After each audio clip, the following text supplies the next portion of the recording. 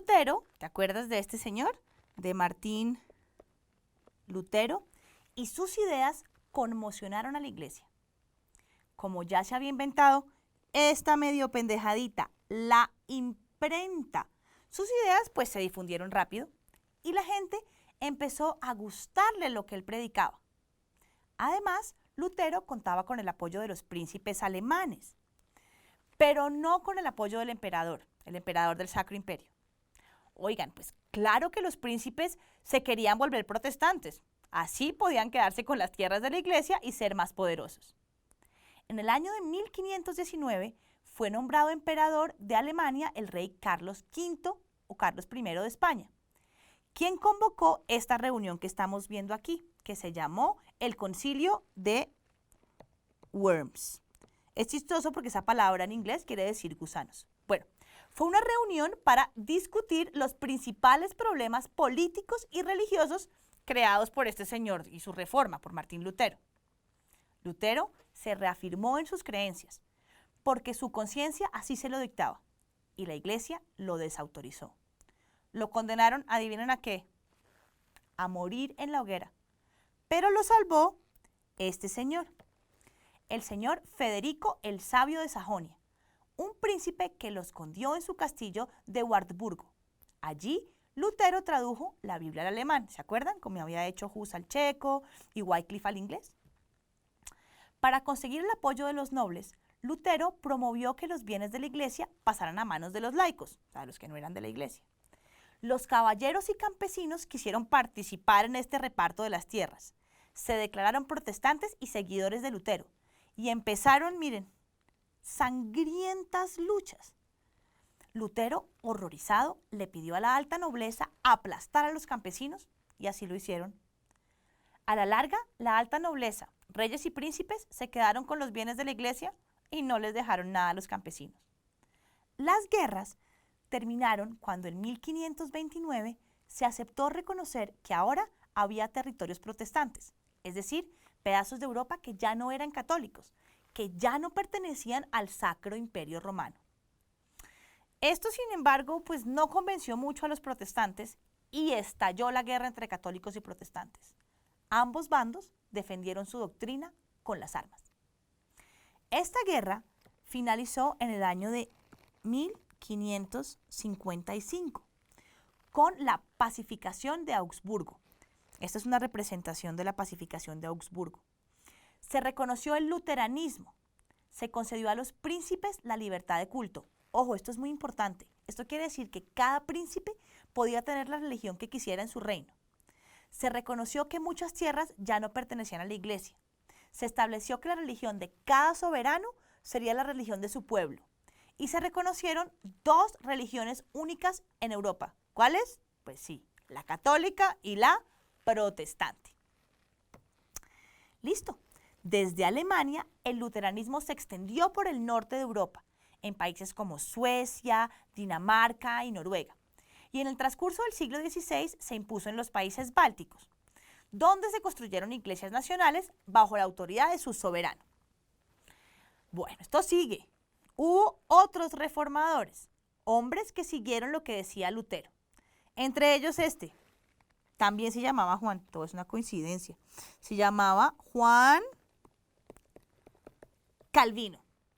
Él era francés, pero como el luteranismo estaba prohibido en Francia, se refugió en Basilea, en Suiza.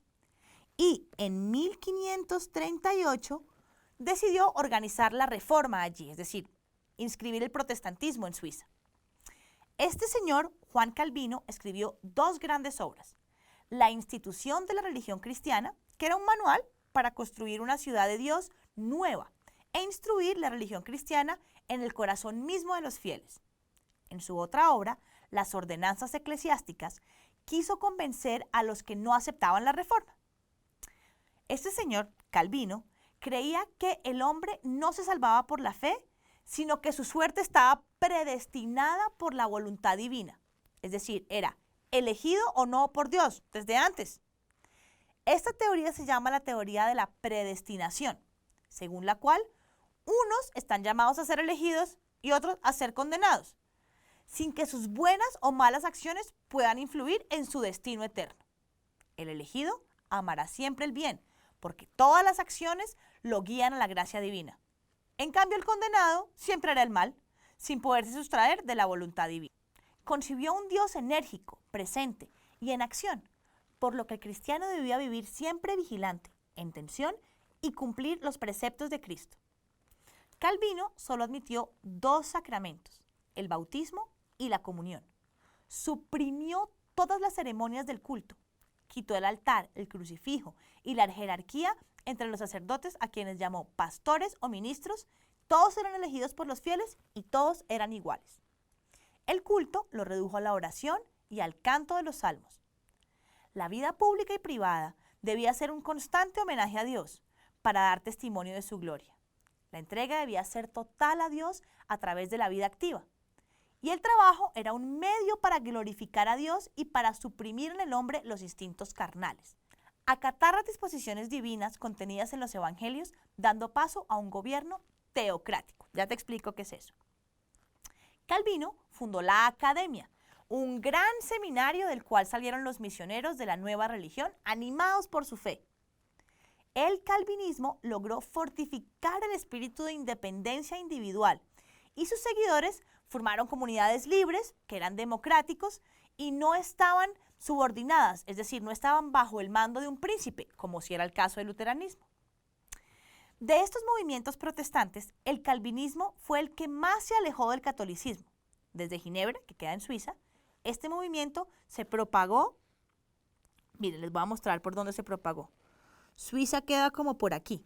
Y se propagó a Rusia, se propagó a Francia, en donde sus partidarios recibieron los nombres de hugonotes.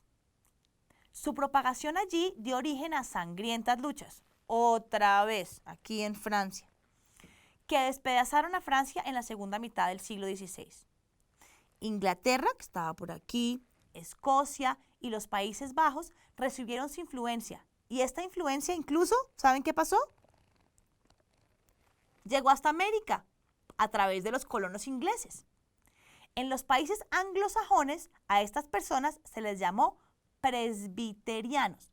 Y se llamaban así porque sus jefes, como los que les daban los consejos, se llamaban presbíteros. Esto no se termina. Hubo otro seguidor de Lutero. Era muy popular este señor Lutero.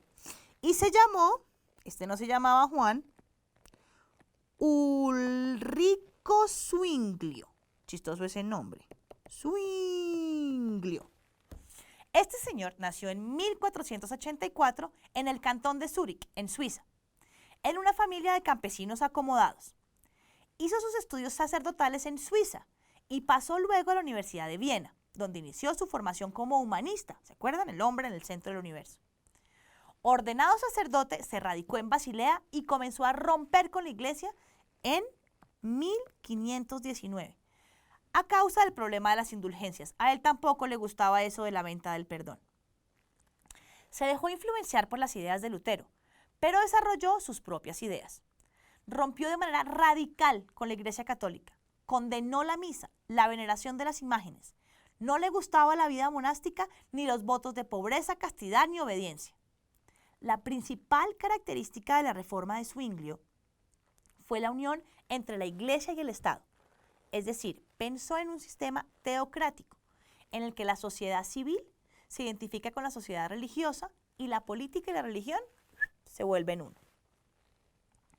Al proponer el sistema teocrático, buscaba la reivindicación para las clases bajas. El enfrentamiento entre sus seguidores con los católicos llevó, ¿adivinen a qué? A otra guerra, otra vez. Y él mismo, este señor Zwinglio, fue vencido en la batalla de Kappel en 1531, donde perdió su vida. Y el último de los reformadores importantes. Y sí, señores, no era un sacerdote, era un rey. Y se llamaba Enrique VIII de Inglaterra. El rey inglés Enrique VIII había solicitado al Papa anular su matrimonio con Catalina de Aragón, que era hija de los reyes de España, pues imagínense que Catalina no había podido darle un hijo varón. El Papa se negó a abolir el matrimonio, razón por la cual en 1529 Enrique VIII simplemente se declaró jefe de la iglesia en Inglaterra y anuló su propio matrimonio, protestando así contra la iglesia católica. Su hija Isabel I, en 1559, hizo algo muy interesante. Creó una nueva iglesia nacional llamada la Iglesia Anglicana, cuyo jefe es el rey de Inglaterra. Mira, y ahora te voy a mostrar un cuadrito que resume toda esta historia de los católicos, luteranos, calvinistas y anglicanos. En esta tabla que ves aquí vas a ver las diferencias entre los católicos, luteranos, calvinistas y anglicanos. Pongámonos un ejemplo. Respecto al jefe, para los católicos el jefe es el Papa, para los luteranos son ministros o presbíteros, para los calvinistas su consejo, también presbíteros, y para los anglicanos el rey. Por ejemplo, la interpretación de la Biblia, fíjense. Para los católicos es la iglesia quien interpreta la Biblia. En cambio, para todos los reformistas protestantes es el individuo el que la interpreta. Por ejemplo, la salvación. Fíjense, la salvación para los católicos se da a través de la fe y de las obras. Para los luteranos, solamente a través de la fe, igual que para los anglicanos. Pero para los calvinistas, uno ya está predestinado. ¿Ves ahora por qué se llamó la Reforma? Cambiaron muchas cosas, se rompieron otras y nació una nueva manera de adorar a Dios. En el próximo video te vamos a explicar cuáles fueron las consecuencias de todos estos cambios.